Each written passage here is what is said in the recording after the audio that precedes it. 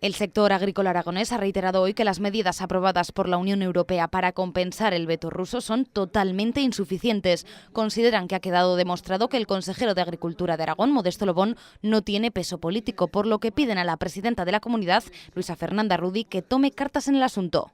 El consejero Modesto Lobón, además de darnos la razón, como siempre, vemos que ni Lobón ni la Tejerina no tienen pulso político ni capacidad política de solucionar esto, de negociar políticamente lo que en esta comunidad necesitamos. No lo tienen. Por tanto, hacemos un llamamiento a la presidenta Rudy, que lo haga a su vez a Rajoy, que tome cartas en el asunto. Yo creo que no tienen conciencia de hacia dónde vamos, de la situación, del problema que tenemos. Consideran que la Unión Europea no está cumpliendo con su obligación y, por tanto, les ha engañado en la gestión de esta crisis, por lo que ya no piden, sino que exigen medidas efectivas y rápidas. Exigimos a Europa ser tratados como ciudadanos europeos.